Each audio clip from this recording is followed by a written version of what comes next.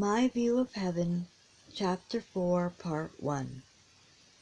O joys that are gone, will you ever return to gladden our hearts as of yore? Will we find you awaiting us some happy morn, when we drift to eternity's shore?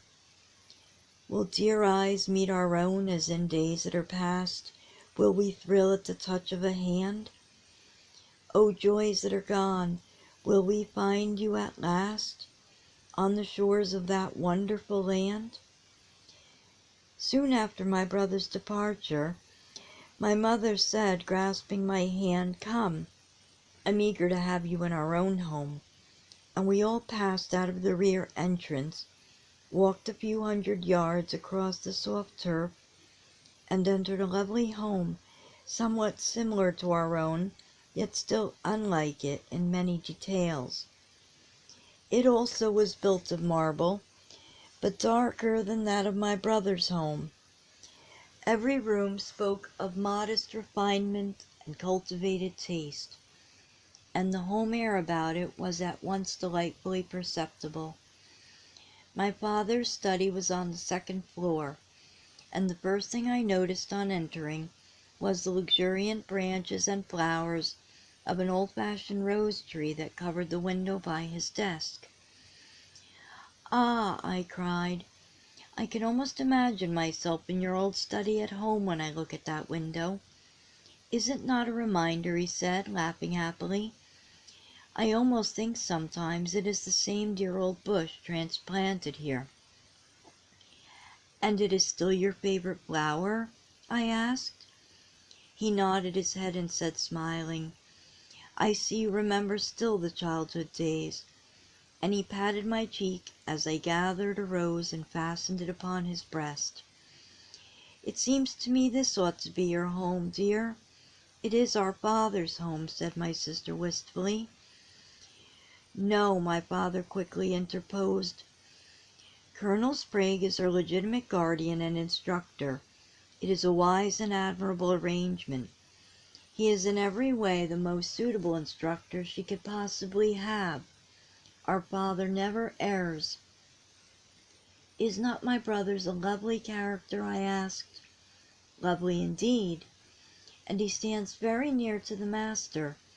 Few have a clearer knowledge of the divine will, hence few are better fitted for instructors. But I too have duties that call me for a time away. How blessed to know there can never again be long separations. You will have two homes now, dear child, your own and ours."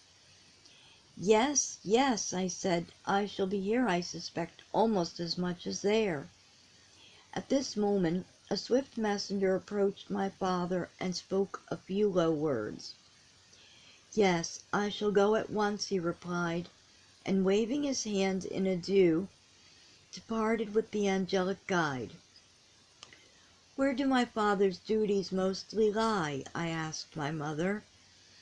"He's usually called to those who enter life with little preparation, that which on earth we call deathbed repentance. You know what wonderful success he always had in winning souls to Christ. And these poor spirits need to be taught from the very beginning. They enter the spirit life in its lowest phase, and it is your father's pleasure to lead them upward step by step. He's devoted to his work and greatly beloved by those he helps. He allows me to accompany him and labor with him, and that is such a pleasure to me. And do you know," with an indescribable look of happiness, "I forget nothing now." It had been her great burden for some years before her death that memory failed her sadly, and I could understand and sympathize with her present delight. "Dear heart," I cried, folding my arms tenderly about her. "Then it is like the early years of your married life again." "Precisely," she answered joyously. A little later my sister drew me tenderly aside and whispered, "Tell me of my boy, of my precious son. I often see him, but we are not permitted to know as much always of the earth life as we once believed we should. The Father's tender wisdom metes out to us the knowledge He sees as best, and we are content to wait His time for more. All you can tell would not be denied me. Is He surely, surely coming to me sometime? Shall I hold Him again in my arms, my darling boy? I am sure, yes, I am sure you will. Your memory is very precious to Him. Then I told her all I could recall of the son with whom she had parted, while he was but a child, now grown to a man's estate, honored and loved, with home and wife and son to comfort and bless him. Then I can wait, she said. If He is sure to come at last, when His earthly work is done, bringing His wife and son, how I shall love them too.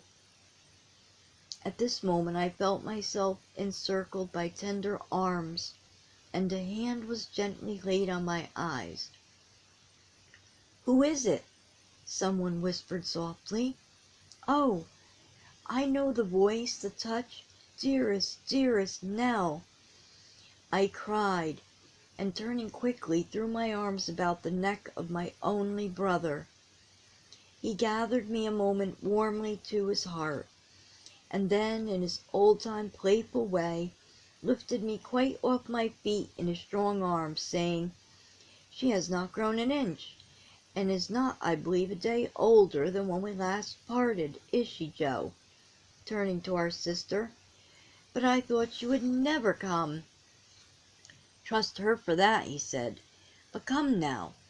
They've had you long enough for the first visit. The rest of us want you for a while. Come with us, Jody. Mother, I may have them both for a little time, mayn't I? Or will you come too?" turning to our mother with a caressing touch. "I cannot go, dear boy. I must be here when your father returns. Take your sisters. It is a blessed sight to see you all again together." "Come then," he said, and each taking one of my hands, we went out together. "Halt!" he suddenly called, in his old-time military fashion, after a short walk, and we stopped abruptly in front of a dainty house built of the finest polished woods. It was beautiful, both in architecture and finish.